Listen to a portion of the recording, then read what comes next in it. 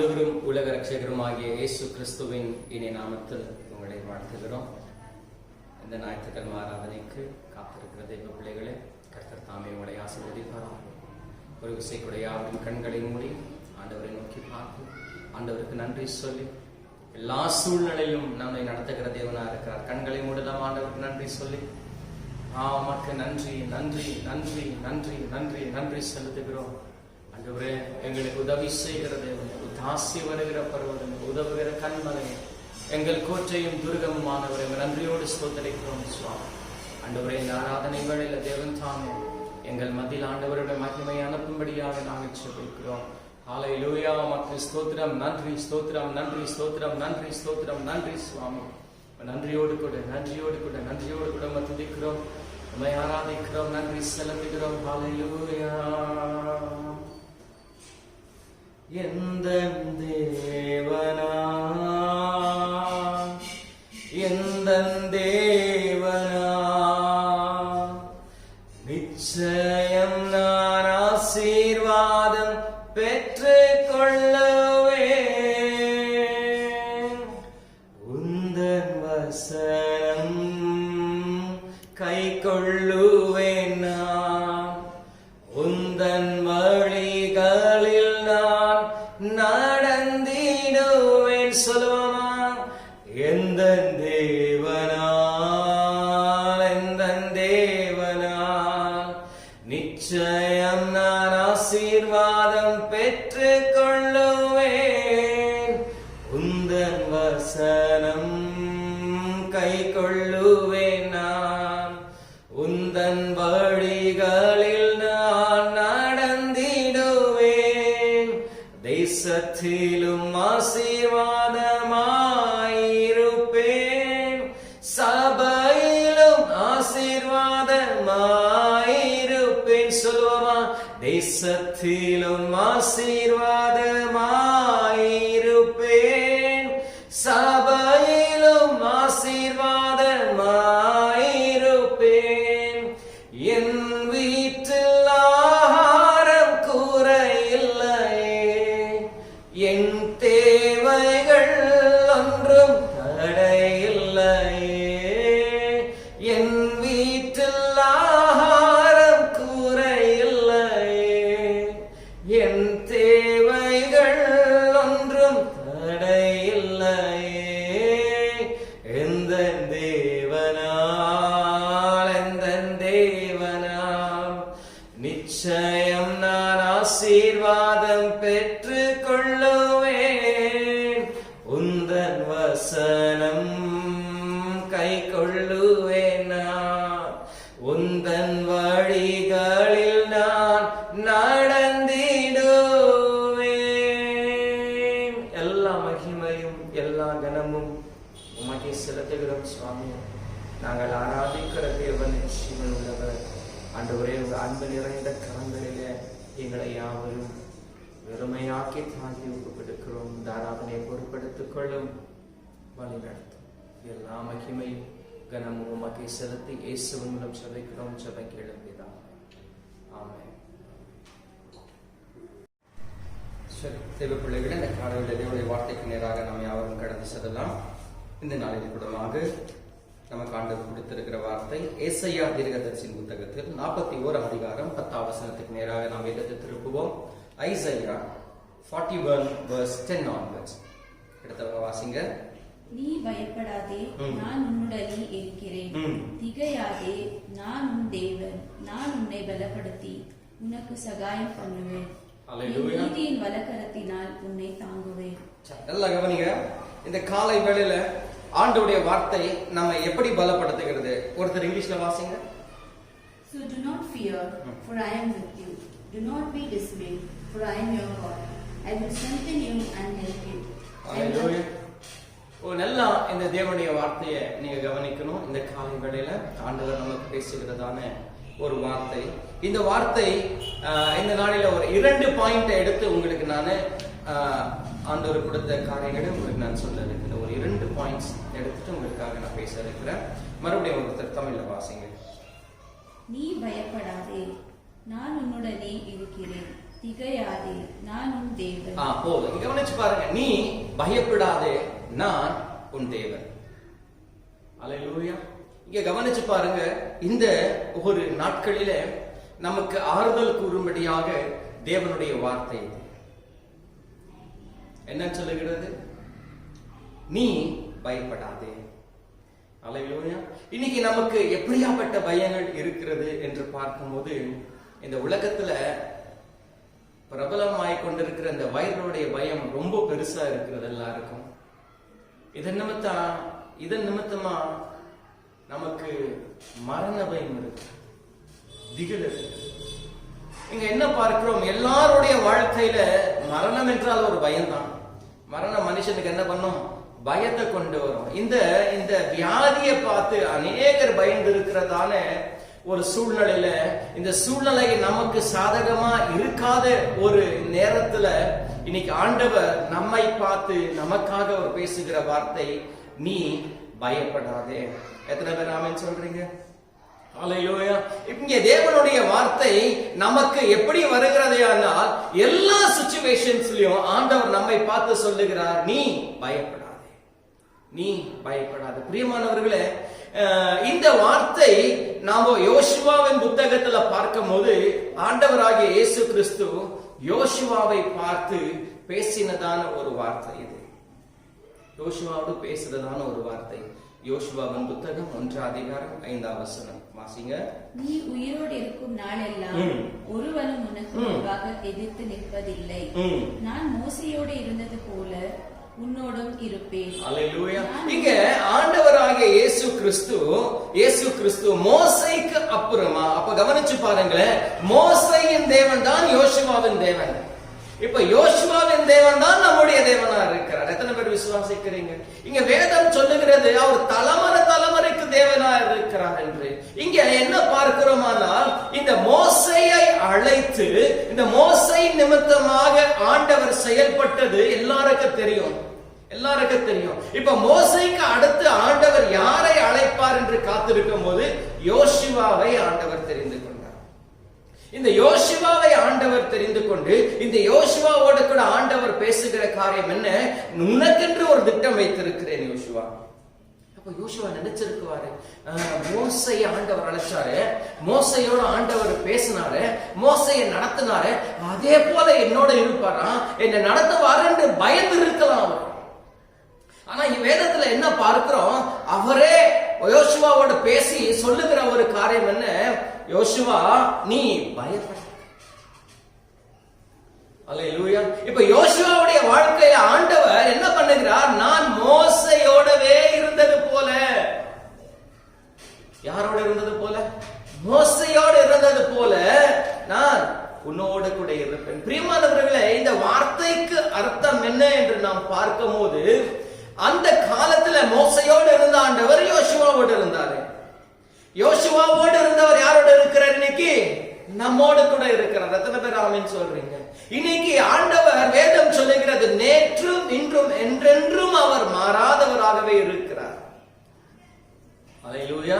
அவர் மாறாத தேவன் என்று வேதம் சொல்லுகிறது. பிரியமானவர்களே, அவருடைய வல்லமைகள் இன்னும் குறைந்து போகவில்லை. அல்லேலூயா.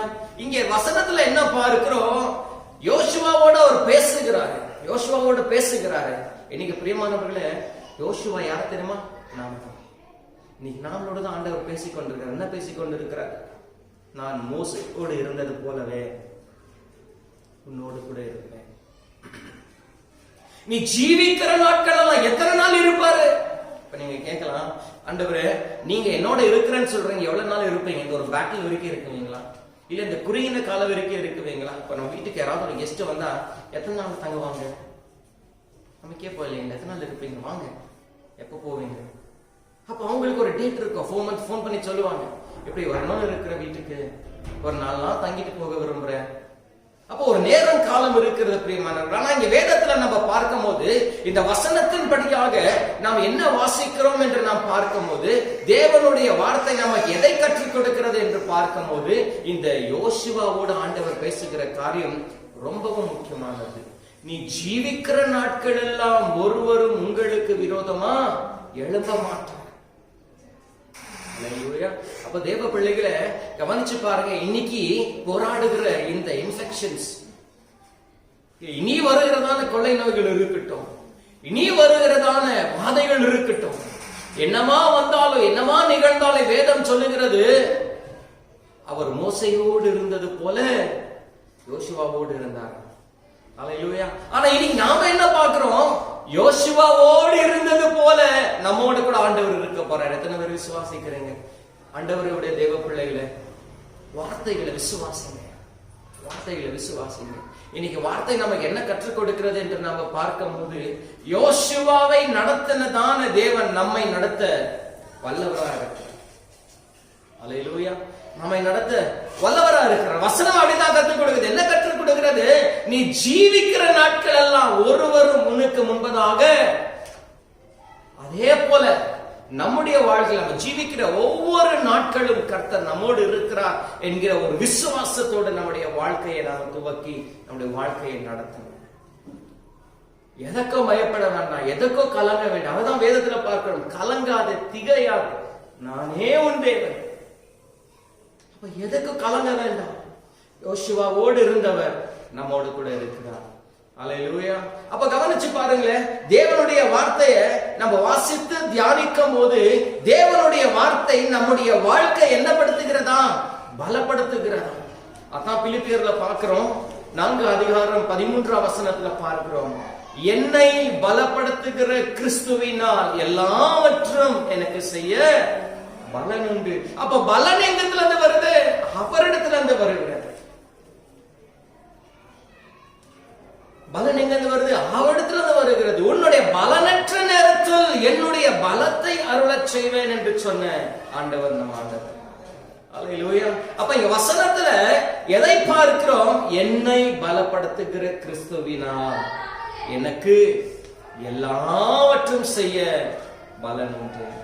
அப்ப நல்லா கவனிச்சு பாருங்க, வசனத்தை நாம் ஆராய்ச்சி பார்க்கும் போது வார்த்தை நமக்கு எவைகளை கற்றுக் கொடுக்கிறது என்று நாம் பார்க்கும் போது, வசனங்கள் அவருடைய பலத்தினாலே நமக்கு எல்லாம் செய்ய அதிகாரம் உண்டாகுகிறது.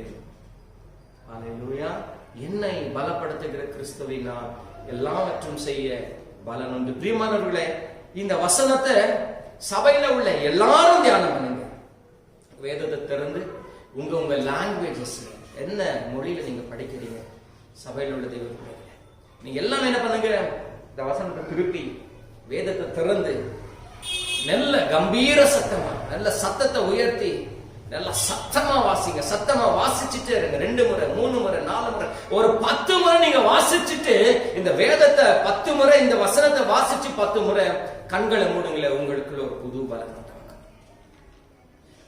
ஏன் தெரியுமா? வார்த்தை கிரியேட் செய்கிறது. இந்த வார்த்தை கிரியேட் செய்கிறது. விசுவாசிக்கணும். என்ன விசுவாசிக்கணும்?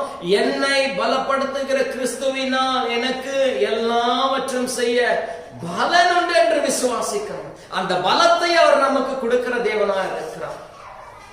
அல்லேலூயா. நமக்கு இருக்கிற பலத்தினால ஒன்னும் செய்ய முடியாது.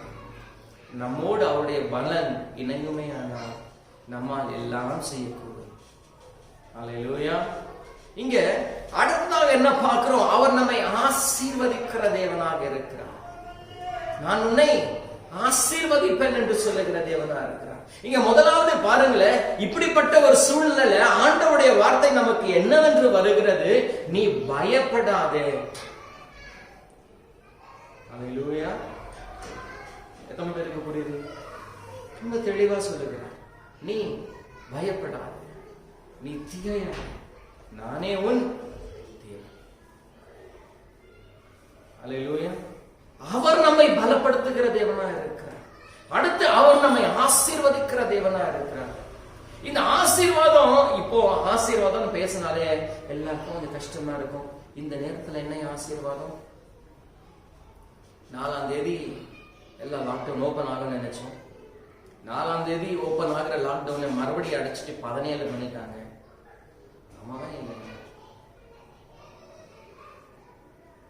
இப்படிப்பட்ட ஒரு சூழ்நிலையில என்ன ஆசீர்வாதம் நமக்கு கிடைக்கும்? அல்லேலூயா. நம்முடைய ஆண்டவர் இல்லாத ஒரு சூழ்நிலையில் நம்மை ஆசீர்வதிக்கிற ஒரு தேவனா இருக்கிறார். சாத்தியமாகாத ஒரு நேரத்தில் நம்மை ஆசீர்வதிக்கிற தேவனா இருக்கிறார். ஒன்றுமே இல்லை, வழியே இல்லை, எல்லா வழிகள் அடைக்கப்பட்டிருக்கிறது என்று சொல்லுகிற நேரத்துல ஒரு அற்புதங்களை செய்கிற தேவன் தான் நாம் ஆராதிக்கிற தேவன். ஆமென் சொல்லுங்க. அல்லேலூயா. இங்க என்ன பார்க்கிறோம்? உங்களுக்கு ஒரு உதாரணத்தை நான் சொல்ல விரும்புகிறேன். ஒரு சின்ன ஒரு வசனத்தை சொல்லி அந்த வசனத்தில் உள்ள ஆசீர்வாதங்கள் என்ன உங்களுக்கு நான் விரிவா அறிவிக்க போறேன். இந்த வசனத்தில் உள்ள ஆசீர்வாதங்கள் என்ன என்று நீங்க பார்க்கும் போது நமக்கு இந்த நாளிலே 2 ராஜாக்களின் புத்தகம் 4ஆம் அதிகாரம் நீங்க முழுமையா வாசிக்கும் போது இந்த 4ஆம் அதிகாரத்துல ஒரு காரியங்களை சொல்லப்பட்டிருக்கு. நீங்க முழுமையா வாசிக்கணும் போது இந்த வசனங்கள் உங்களுக்கு தெரியும். குறிப்பிட்ட 5, 6, 7 இந்த 3 வசனங்களை வாசிங்க. 2 ராஜாக்கள் 4ஆம் அதிகாரம் 5, 6, 7. அவள் அவனிடத்திலிருந்து போய் தன் பிள்ளைகளுடன் கதவை பூட்டிக் கொண்டு இவர்கள் பாத்திரங்களை அவளிடத்தில் கொடுக்க அவள் அவைகளை வார்த்தாள். அந்த பாத்திரங்கள் நிறைந்த பின் அவள் தன் மகன் ஒருவனை நோக்கி, இன்னும் ஒரு பாத்திரம் கொண்டு வா என்றாள். அதற்கு அவன், வேறு பாத்திரம் இல்லை என்றாள். அப்பொழுது எண்ணெய் நின்று போயிற்று. இது போதும். இது என்ன சம்பவம் என்று நாம் பார்க்கும் போது பிரியமானவர்களே, in the time of lockdown we have been locked in with Jesus Christ. அடைக்கப்பட்ட ஒரு வெளி உலகத்துல வெளியரங்கம் அடைக்கப்பட்டிருக்கிற உள்ளரங்கத்துல ஆண்டவரோடு நாம் அடைக்கப்பட்டிருக்கிறோம். It is locked down all over India, but we have been locked in with Jesus Christ. Hallelujah. இப்போ இங்க என்ன பார்க்கிறோம்? அந்த அடைக்கப்பட்ட ஒரு நேரத்துல என்ன ஒரு ஆசீர்வாதம் என்று நாம பார்க்கும்போது பிரியமானவர்களே, இந்த அதிகாரத்துல இந்த 4ஆம் அதிகாரம் முழுமையா நீங்க 1ல இருந்து ஆரம்பிச்சீங்கன்னாக்கா இந்த ஒரு காரியம் உங்களுக்கு உண்மையா தெரியும். ஒரு தீர்க்கதரிசியின் மனைவியுடைய ஆசீர்வாதத்தை உங்களுக்கு நான் பேச விரும்புகிறேன். இது என்னவென்று பார்க்கும்போது இந்த தீர்க்கதரிசி மறைத்து போன பிறகு தம்முடைய மனைவியும் 2 பிள்ளைகளும் படுகிற பாடை தான் இந்த அதிகாரத்தை நீங்கள் வாசிக்கணும். இங்க என்ன சொல்லப்படுகிறது? இந்த கணவன் நிறைய கடன்பட்டு மறைத்து போகிறார். மறைத்து போன ஒரு சூழ்நிலையில இந்த தாயாருக்கு யாரும் உதவி இல்லை. 2 சின்ன பசங்க இருக்காங்க, அவ்வளவுதான். இப்படிப்பட்ட சூழ்நிலையில வாழ்ந்து கொண்டிருக்கிற அந்த தாயார் என்ன பண்றாங்க? தன்னுடைய குடும்பத்தை நடத்த முடியாதபடி. ஏன்னாக்கா கடன் கொடுத்தவங்க என்ன பண்ணாங்க? இவங்க கிட்ட வந்து கடனை கேட்க ஆரம்பிச்சுட்டாங்க. இவங்கள கடன் இல்லைன்னு என்று சொன்ன உடனே என்ன சம்பவம் நடக்குது என்று பார்க்கும்போது, கடனுக்கு மாறாக உன்னுடைய பிள்ளைய எனக்கு கொடுங்க, நாங்க அடிமையா கொண்டு போய் என்ன பண்றோம்? வேலை செய்ய வச்சு. அப்ப கவனிச்சு பாருங்க, ஒரு தாயுடைய உள்ளம் எப்படி இருக்கும்? ஒரு தாயுடைய உள்ளம் எப்படி இருக்கு கவனிச்சு பாருங்க. அந்த தாய் கதறுகிறார். அப்ப அந்த தாயார் ஒரு நிதானத்துக்கு வருகிறார், முடிவுக்கு வருகிறார். வந்து அடுத்த முறை கடன்காரர்கள் வந்தாங்கன்னாக்கா கண்டிப்பா என் பிள்ளைய தூக்கிட்டு போயிடுவாங்க. இதுக்கு என்ன பண்ணணும்? ஒரு தீர்வை நான் கண்டுபிடிச்சு ஏதாவது ஒரு வழி பண்ணணும் என்கிறதான ஒரு சூழ்நிலைக்குள்ள அந்த தாயார் வந்து என்ன பண்ணினாங்க? தீர்க்கதரிசனத்தை ஓடி போய் நடந்த சம்பவங்கள் அறிவிக்க, ஐயா இப்படி என்னோட புருஷன் ஊழியம் பண்ணினவர் தானே, தீர்க்கதரிசி தானே, ஏனுக்கு இந்த பாடல்? பிரியமானவர்களே, உங்களுடைய வாழ்க்கையில ஊழியம் பண்ணி கொண்டிருக்கிற உங்களுக்கு, தேவனுடைய சபையில ஒரு நல்ல ஒரு அங்கத்தினரா இருக்கிற உங்களுக்கு கவலை, கஷ்டம், பிரச்சனை, போராட்டம் வரலாம். ஆனா இந்த மகளுக்கும் இந்த போராட்டம் வந்தது. வரும்போது என்ன நடந்தது? இந்த மகள் ஓடி போய் யார் இடத்தில் போகிறார்? தீர்க்கதரிசியான எலிசாவின் இடத்தில் போகிறார். சொல்றான், ஐயானோட பிரச்சனை எப்படி இருக்கு? அடுத்த முறை என்ன ஆகும் தெரியுமா? இந்த கடற்காரர்கள் வரும்போது என்ன பண்ணுவாங்க? என் பிள்ளைகள் என்ன தூக்கிட்டு போயிடுவாங்க. கடன் கொடுக்கலனா இடத்துல கொடுக்கும்படியாக ஒன்றுமே இல்லை. இன்னைக்கு நாம நிறைய குடும்பங்கள், நிறைய பிள்ளைகள் என்ன பண்ண இருக்கிறோம்? ஒண்ணுமே இல்லாத ஒரு நிலையில தான் இருக்கிறோம். வேலையெல்லாம் அடைக்கப்பட்டிருக்கு, வேலைக்கு போற வாய்ப்பு இல்லை, வேலைக்கு போனதான் சம்பாதியம், அதுவும் இல்லை. இப்படிப்பட்ட ஒரு சூழ்நிலையில் என்ன பண்றோம்? ஒண்ணுமே இல்லாத ஒரு நிலைமையில நாம இருக்கிறோம். பிரியமானவர்களே, இந்த தேவ செய்தி உங்களுக்கு ஆசீர்வாதத்தை நான் விசுவாசிக்கிறேன். அல்லேலூயா. இப்ப கவனிங்க, அந்த தீர்க்கதரிசியினிடத்தில் உள்ள குறைகளை சொல்லி அவர் அழுகிறதை பார்க்கும். அப்பொழுது அந்த தீர்க்கதரிசி, அம்மா உங்களிடத்தில் என்ன இருக்கிறது என்று கேட்டார். என்ன கேட்டார்? உங்களிடத்தில் என்ன இருக்குது என்று கேட்டார்.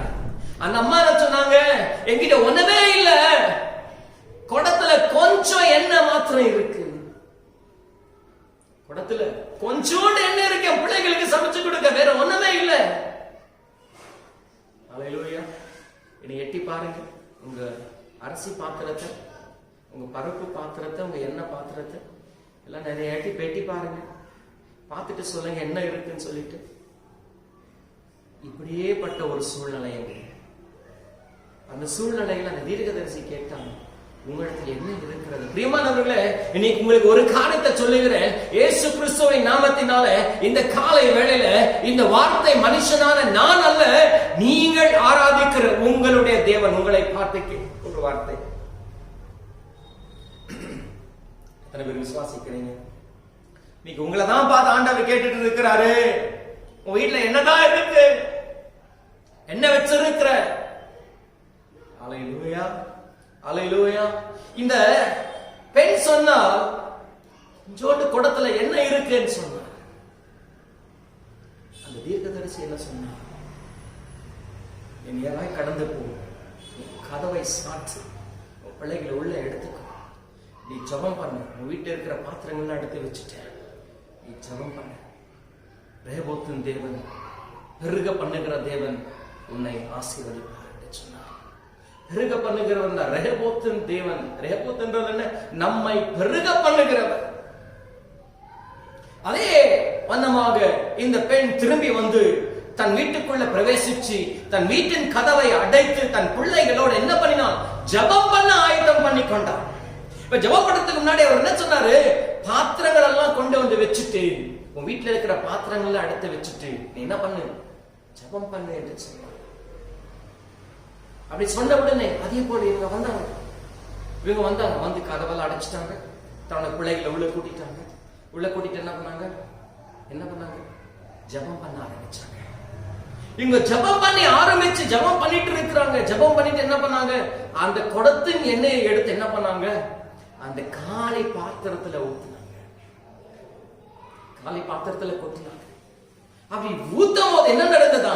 அந்த எண்ணெய் அப்படியே வந்துட்டே இருந்துச்சாம். பாத்திரம் எடுத்து ஒவ்வொரு பாத்திரமா நிரப்புறாங்களா. அந்த ரேபோத்தின் தேவன் என்ன பண்ணுகிறான்? பெருக பண்ணுகிறவரா இருந்தார். அல்லேலூயா. அத என்ன பண்ணாங்க? எல்லா பாத்திரங்களை எடுத்து போட்டு என்ன பண்ணாங்களா? எல்லா பாத்திரமும் நிரம்பிட. தன் தாயார் கேட்கிறான், டேய் ஏதாவது பாத்திரம் வந்தா எடுத்துட்டு வா, சீக்கிரம் நிரப்பணும்னு சொன்ன. இந்த பசங்க என்ன பண்ணாங்களா? அந்த ஊர்ல இருந்த எல்லா பாத்திரங்களை கொண்டு வந்து வீட்டுல ஜோடிச்சிட்டாங்க. இவங்க எதெல்லாம் பாத்திரம் உதவாத எங்கெங்கயோ தூக்கி போட்டிருந்தாங்க, எல்லா பாத்திரத்தை என்ன பண்ணினாங்க? நிரப்பிட்டாங்க. எல்லாம் நிரம்பிடுச்சு. எல்லாம் இந்த வசனம் தான் பாக்குறோம். 7வது வசனத்தை என்ன பார்க்கிறோம்? எல்லாம் ஊத்திட்டு இன்னொரு பாத்திரம் இருந்தா கொண்டு வா என்று சொல்லும் போது தன் மகன் மறு உத்தரவாக சொல்லுகிறான், ஒரு பாத்திரமோ இனி காலி இல்லாமா. சொன்ன உடனே அந்த பெருக பண்ணுகிற தேவன் அந்த எண்ணெயை நம்புகிறார், நிறுத்துகிறார். அல்லேலூயா. இன்னைக்கு உங்களோட குடும்பத்துல எப்படிப்பட்ட சூழ்நிலைக்குள்ள நாம் இருக்கிறோம்? குறைவா வீட்டுக்கு போங்க, ஒரு கதவை அடைங்க, சொல்லுங்க, ஆண்டவரே இதுதான் என் கரங்கள் இருக்குது, கொஞ்சம் அரிசி இருக்கு ஆண்டவரே, கொஞ்சம் பருப்பு இருக்கு ஆண்டவரே, கொஞ்சோண்டு எண்ணெய் இருக்கு, கொஞ்சோண்டு மாவு இருக்கு, எடுத்துட்டு தேவ சமூகத்துக்கு வாங்க. தேவ பிள்ளைகளை, இந்த செய்தியை கேட்கிற தேவ பிள்ளைகளை விசுவாசத்தோடு ஆண்டோட சமூகத்துக்கு வாங்க. இன்னைக்கு நான் ஏன் விசுவாசமா இந்த செய்தியை உங்களுக்கு கொடுக்கிறேன்னு சொன்னா, நம்ம சபையிலேயே சொன்ன சாட்சி தான் இது. நம்ம சபையில சொன்ன சாட்சி தான். பாஸ்டர், எனக்கு முதலாவது எங்களுக்கு நீங்க அந்த ப்ராவிஷன்ஸ் கொடுத்தீங்க. நீங்க கொடுத்ததுல இருந்து இது வரைக்கும் என் வீட்டுல பட்டினி இல்ல, பசி இல்ல. என் வீட்டுக்கார வேலைக்கு போகும்போது கூட இப்படி நாங்க திருப்தியா சாப்பிடல.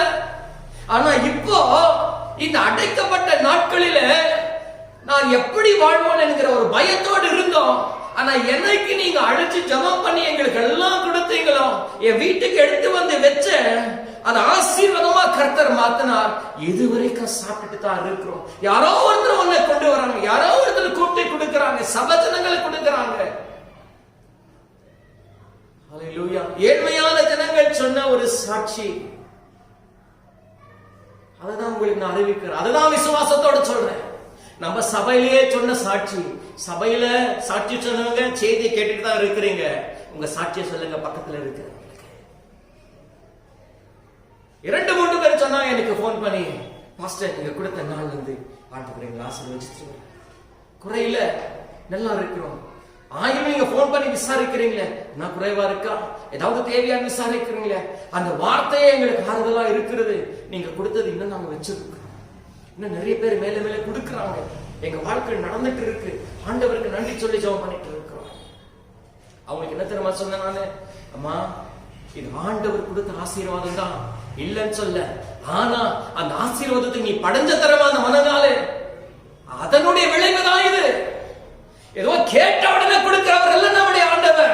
பிரியமா இருந்து தேவ சமூகத்துக்கு வந்து மனநாள படைஞ்சு தினதோறும் 6 to 7, 8 மணி வரைக்கும் இந்த தேசத்துக்கு தரப்புல நிக்கிற ஆண்டவருக்கோட கூட. நம்ம சபை மக்களை ஜெபிச்சுட்டு இருக்கிறீங்க தானே, அதுதான் சொல்றேன். தினதோறும் நீ தேசத்துக்காக ஜெபிக்கிறிய, உலகத்துக்காக நீ உன்னை 2 மணி நேரம் மனங்கால இருந்து உன்னுடைய நேரத்தை ஆண்டவருக்கு கொடுக்கும் போது, உலகத்துக்காக நீ உன்னை அர்ப்பணிக்கும் போது, உனக்காக கர்த்தர் எல்லாவற்றையும் செய்ய வல்லவராக இருக்கிறார். ஹல்லேலூயா. இதுதான் நடந்தது கானான் வீட்டு திருமணத்துல. அதுதான் நடந்தது. முதல்ல அற்புதத்தை ஆண்டவர் அங்கதான் செஞ்சார். எங்கேயோ இருந்த 6 கச்சாடிகள், காலியா இருந்த 6 கச்சாடிகள், ஆண்டவர் சொன்னார் வெறுமையா எங்கேயோ இருந்தது, நான் ஒன்று வந்தது, அதை நான் பயன்படுத்த.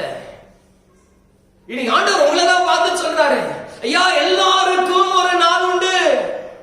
விதைக்கிறதுக்கு ஒரு நாள், நீர் பாய்ச்சுறதுக்கு ஒரு நாள், அறுவடைக்கென்று ஒரு நாள். நீங்க நினைக்கலாம் நட்டுகிறவனால் அல்ல, நீர் பாய்ச்சுகிறவனால் அல்ல, விளைய செய்கிற என்னாலே மாத்திரமாகும். விதையை விதைச்சிட்டு நீரை பாய்ச்சிட்டு உட்கார்ந்து பார்த்துட்டு இருந்தா அது விளைச்சல் விளையாது. விளைய செய்கிற தேவன் நான் தான், என்னாலே தான் விளைச்சல் உண்டாகும். நான் விதைக்கிறவனுக்கு விதையை, புசிக்கிறவனுக்கு ஆகாரத்தை கொடுக்கிற தேவனா இருக்கிறேன்.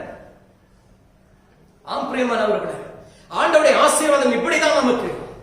இங்க பார்க்கிற நாள் வந்துச்சு, நேரம் வந்துச்சு.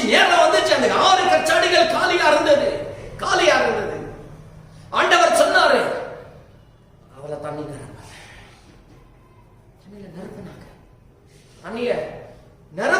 நாள் வந்து நிரம்பப்பட்டது. நிரம்பினது மாத்திரம் அல்லாமல் சுவையான கனிரசமாய் கர்த்தர் மாற்றினார். பிரியமானவர்களே, இன்னைக்கு உன்னுடைய வாழ்க்கையும் ஆண்டவர் அப்படித்தான் மாற்ற விரும்புகிறார். உன் வீட்டுல நீ எங்கேயோ ஒரு மூலையில இருந்த, உன் பிள்ளை எங்கேயோ ஒரு மூலையில, பிரிச்சு எங்கேயோ ஒரு மூலையில இருந்த, ஆண்டவர் இன்னைக்கு எல்லாரையும் ஒன்றா இணைத்து குடும்பத்தோட ஜெபம் பண்ண வைக்கிறாரு. மனைவி என்கிற பாத்திரம் எங்க, மகள் என்கிற பாத்திரம் எங்க? அப்ப ஒருத்தர் வீட்டுல தான் ஒருத்தர் வெளியும். ஆனா இன்னைக்கு எல்லாரையும் ஆண்டவர் உணர்ச்சாரு. எனக்கு வச்சு என்ன பண்றாரு, என் சமூகத்துல காத்திருங்க, அற்புதங்களுக்கான செயல். இப்படி அற்புதமும் அதிசயமும் செய்து வருகிற தேவன் தான் நம்முடைய தேவன். ஹல்லேலூயா. இந்த மகன் என்ன பண்ணலாம், இந்த எண்ணெயை எடுத்துக்கொண்டு போய் தீர்க்கதரிசி சொன்னது போலவே கொஞ்சம் கொஞ்சமாக விற்று எல்லா கடனையும் அடைத்தார். பிரியமானவர்களே, இன்னொரு ஆசீர்வாதம் இந்த வசனத்துல கீழே பார்க்கும்போது இருக்கு. எல்லா கடனையும் அடைச்சிட்டு அந்த தீர்க்கதரிசி சொல்றான், என்னை ஆண்டவர் பெருக பண்ணுவாரு, எல்லா கடனையும் அடைச்சிடுவேன், மீதி இருக்கும். என்ன இருக்கும், மிகுந்து இருக்கும். எல்லா கடனை அடிக்கிற அளவுக்கு போய் நீயும் பிள்ளைய வாழக்கூடியதான அளவுக்கு ஆசீர்வாதம் இருப்பன்னு சொல்றாங்க. ஹல்லேலூயா. எத்தனை பேருக்கு புரியுது? ஆண்டவர் தான் சொன்னாங்க. அதே போல இந்த பெண் என்ன பண்ணினா, எல்லாவற்றும் விற்று போட்டு எல்லாருக்கும் செட்டில் பண்ணிட்டு என்ன பண்ணாங்க, மிகுதியா இருந்தது தனக்கும் தன்னுடைய பிள்ளைக்கும் எடுத்துக்கொண்டார். அதுதான் சொல்றேன், இன்னைக்கு நம்முடைய ஆண்டவர் எப்படியாப்பட்டவர் என்று நீங்கள் பார்க்கும்போது பெருக பண்ணுகிற தேவன். இந்த சத்தியத்தை கேட்கிற தேவ பிள்ளைகளை, இந்த வார்த்தையை கேட்டுக்கொண்டிருக்கிற தேவ பிள்ளைகளை எல்லாம் கவனிங்க. திரளான கூட்டங்கள் கூட்டப்பட்டிருந்தது. அந்த கூட்டத்தில் ஆண்டவர் ஜனங்களை போஷிக்கணும் என தீர்மானித்தார். ஆனா அங்கேயோ ஒன்றுமே இல்லை, ஒன்றுக்கும் வழி இல்லை. வேதத்தில் என்ன பார்க்கிறோம்? எத்தனை மீன் எத்தனை அப்பம் இருந்தது, அதையே அந்த சிறுவனத்தில் வாங்கினாங்க. அந்த அப்பத்தையும் மீனையும் வாங்கி என்ன பண்ணினார்? அவர் ஜெபம் பண்ணினார். ஜெபம் பண்ணி எல்லாருக்கும் பங்கிட்டாங்க. அற்புதங்களை பார்த்தீங்களா பிரியமானவர்களே? இதுதான் உங்களுக்கு கற்றுக் கொடுக்கிறேன். உங்க வீட்டுக்கு யாராவது ஒரு காரியங்களை கொஞ்சமா கொடுத்தாலும் அதை வாங்கி ஆண்டோட சமூகத்துல வைத்து ஜெபம் பண்ணுங்க. ஆண்டவரே, நீ பெருக பண்ணுகிற தேவன், நீ ரெகபோத்தின் தேவன், நீ பெருக பண்ணுகிறவர் என்று ஆண்டோட சமூகத்துல சொல்லுங்க, ஜெபம் பண்ணுங்க. நிச்சயமாகவே ஆண்டவர் வேதத்துல எழுதி வைத்த சத்தியங்கள் எல்லாமே உண்மை. எப்படி அவர் மோசையோடு இருந்தாரோ, யோசுவாவோடு இருந்தாரோ, இப்ப நம்மோடு எப்படி இருக்கிறாரோ, நம்மோடு இருக்கிறவர் இந்த உலகத்துல இருக்கிற எல்லா பெரியவர்களிலும் பெரியவராக இருக்கிறார். அல்லேலூயா. உங்களுடைய விசுவாசம் தான், உங்களுடைய விசுவாசம் தான். இதுதான் ஒரு சம்பவம், இதுதான் ஒரு ஆசீர்வாதம். திறந்த வீட்டில் நிறைய ஆசீர்வாதத்தை பார்க்குவீங்க, அடைக்கப்பட்ட வீட்டில் ஆசீர்வாதத்தை பாருங்க. நீங்க அடைக்கப்பட்ட நிலைமையில நாம இருக்கு. நம்முடைய வாழ்க்கை எப்படி நடக்குது, குடும்பம் எப்படி நடக்குது, இவ்வளவு கஷ்டமா போயிட்டு இருக்கு. ஆனா தெய்வ பிள்ளைங்க, பெருக பண்ணுகிறவர் ஒருவர் நம்மோடு இருக்கிறார் என்கிற ஒரு விசுவாசம் உனக்கு இருக்குமே, ஆனால் கர்த்தர் எல்லாவற்றும் பெறுவார். இதுதான் ஆசீர்வாதம். ஒரு சின்ன சாட்சி சொல்றேன். என்ன தெரியுமா சொல்ல வருங்க? இந்த ப்ராவிஷன்ஸ் ஒரு 3 முறை கொடுத்தோம் நம்ம சபை மக்களுக்கு. இத துவக்க வைக்கிறதுக்கு ஒரு கரம் முன்னாடி வந்துச்சு, இன்னொரு கரம் முன்னாடி வந்துச்சு, இன்னொரு கரம் முன்னாடி வந்துச்சு. முதல்ல கையை நீட்டினாங்க ஆண்டவருக்காக. வாங்கினேன், இந்த பணத்துல என்ன பண்ண முடியும்? எல்லாருக்கும் மளிகை சாமான் கொடுக்கணும்னா இதுல முடியாதே நினைச்சேன். ஆண்டவரே இது கொடுக்கிற முதல் பணம் நீங்க தான். ஜெபம் பண்ணி வச்சேன், ஒவ்வொருத்தரை கொடுக்க. அல்லேலூயா. ஆனா கர்த்தர் கிருபையா 4 முறை கொடுக்க நமக்கு கிருபை செய்யும். அதுதான் நான் சொல்லுகிற ஒரு சாட்சி. ஜனங்களுக்கு உதவுன்னு என்ற ஆண்டவரத்துல கேட்கும் போது, ஒன்றுமில்லாத ஒரு சூழ்நிலையில் ஆண்டவரை நோக்கி பார்க்கும்போது ஆண்டவர் சொன்னார், ஒரு கரங்கள் நீட்டினார். ஒரு கரங்கள் நீட்டினது தான் தாமதமானது, எல்லா கரங்கள் நீட்டப்பட்டது, எல்லாம் கொடுத்தாங்க. அல்லேலூயா. இன்னைக்கு உங்களுடைய வாழ்க்கையில இது ஒரு சாட்சியா எடுத்துக்கோங்க. உங்களுடைய வாழ்க்கையில இது நீங்க விசுவாசிங்க. நான் உங்களுக்கு சொன்ன, நீ பயப்படாத ஆண்டவர் சொல்லிட்டாரு. என்ன சம்பவித்தாலும் என்ன நிகழ்ந்தாலும் நீ பயப்படாத. பயம் என்கிறத ஒன்னு எடுத்து போட்டு, அவர் மோசையோடு யோசுவாவோடு இருந்தது போலவே நம்மோட கூட இருந்து அவர் நம்மை நடத்த இருக்கிறார், நம்மை பாதுகாத்துக் கொள்ள போகிறார், நம்மை பலப்படுத்த போகிறார். அது மாத்திரமல்ல, உன்னை பலப்படுத்தி நான் உன்னை ஆசீர்வதிப்பேன் என்று சொன்னவர் உன்னை ஆசீர்வாதமாய் வைக்கும். இந்த ஆசீர்வாதத்தை நீங்க பார்க்கதான் போகணும். அதெல்லாம் ஒரு சின்ன செய்தி உங்களுக்கு நான் இன்னைக்கு கொடுக்கிறேன். அடைக்கப்பட்ட அறைக்குள்ள இருக்கிற தேவ பிள்ளைகளை, இன்னைக்கு இயேசுவை நாமத்தை நான் அறிவிக்கிறேன். உங்களுக்கு என்ன இருக்கிறது எடுத்துக்கோங்க. தேவ சமூகத்தில் ஆண்டவர் இதுதான் இருக்குன்னு கையில வச்சுக்கோங்க. ஜெபம் பண்ணுங்க. பெருக பண்ணுகிற தேவன், பெரிய போக்கு தேவன் முன்னோடு கூட இருக்கிறார். நம்ம எல்லாம் கண்களை மூடலாம். அப்படி எழுதுன்னு ஆண்டோட சமூகத்துல உங்க வீட்டுல என்ன இருக்கு பாருங்க, எட்டி பாருங்க. பாத்திரத்துல என்ன வச்சிருக்கிறீங்க, வீட்டுல என்ன வச்சிருக்கிறீங்க பாருங்க. சொல்லுங்க, ஆண்டவரே என் வீட்டுல கொஞ்சம் அரிசி இருக்கு ஆண்டவரே, ஆண்டவரே என் வீட்டுல கொஞ்சம் பருப்பு இருக்கு, கொஞ்சம் மாவு இருக்கு, கொஞ்சம் எண்ணெய் இருக்கு ஆண்டவரே. எல்லாம் அப்படியே சத்தத்தை உயர்த்தி ஆண்டோட சமூகத்தை அறிக்கையிடுங்க. ஆண்டவர்கிட்ட சொல்லுங்க, ஆண்டவரே நீர் கொடுத்ததான ஆசீர்வாதத்தை ஆண்டவரே நான் முழுமையாய் காண கர்த்தர் எனக்கு உதவி செய்யுங்க. எனக்கு உதவி செய்யுங்க, எனக்கு உதவி செய்யுங்க. கேளுங்க, எல்லாம் கேளுங்க. நீ ரெஹபோத்தின் தேவன் ஆண்டவரே. அப்பா, நீ பெருக பண்ணுகிற தேவன் ஆண்டவரே. குடும்பத்தில் இருக்கிற எல்லா குறைவுகளை ஆண்டவரை நீர் அகற்றி போட்டு ஆண்டவரை ஆசீர்வாதங்களின் குடும்பத்தில் நீர் பெருக பண்ணும் சுவாமி. எங்களை ஆசீர்வதையும் ஆண்டவர் அடைப்பு திறக்கிறவருக்கு எங்களை போஷிக்கிற தேவனா இருங்க. யெகோவா ஹீரேவாக எல்லாவற்றையும் காண்கிற தேவன் நீங்க தான் சுவாமி. எல்லா காரியங்களை பார்த்து ஆண்டவரின் குடும்பத்தை ஆசீர்வதித்து எங்களை வழி நடத்தி செல்லுங்க. எங்களை வெறுமையாக்கி தாழ்த்தி தெய்வீக கரங்களை ஒப்புக் கொடுக்கிறோம். இயேசுவின் மூலம் சொல்லும் கேளும் ஜீவனுள்ள நல்ல பிதாவே. ஆமென், ஆமென், ஆமென். Praise the Lord. கர்த்தர் எங்களை ஆசீர்வதிப்பாராக. எல்லா மகிமையும்